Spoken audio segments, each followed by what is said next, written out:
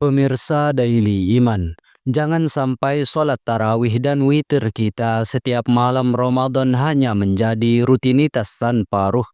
Tahukah Anda, sah atau tidaknya sholat dan bernilai atau tidaknya ibadah sangat ditentukan oleh niat.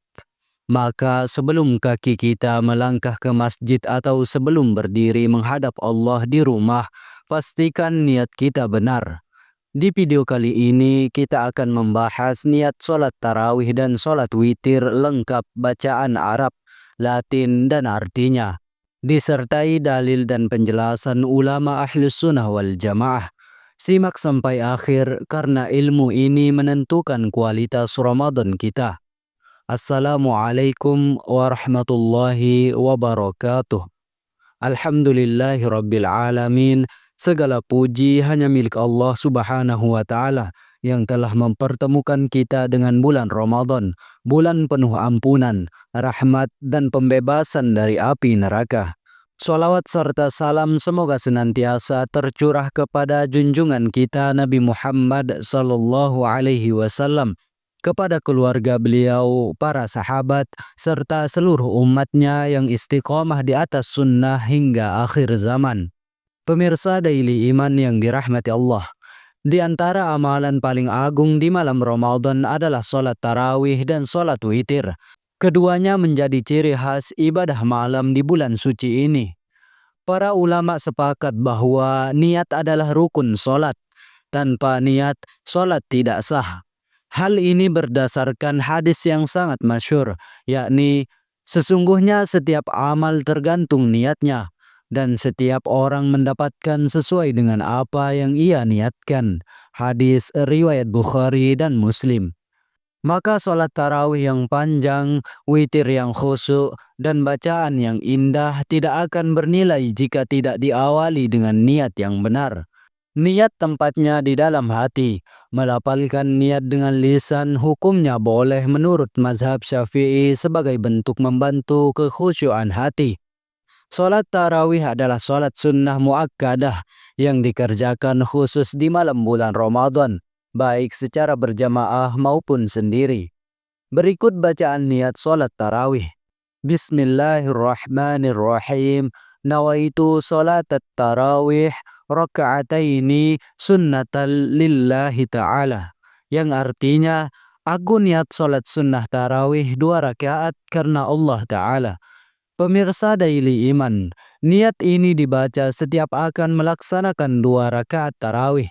Karena sholat tarawih dilakukan 2 rakaat, bukan langsung sekaligus banyak rakaat. Rasulullah Shallallahu Alaihi Wasallam bersabda, barang siapa melaksanakan sholat malam di bulan Ramadan karena iman dan mengharap pahala, maka diampuni dosa-dosanya yang telah lalu.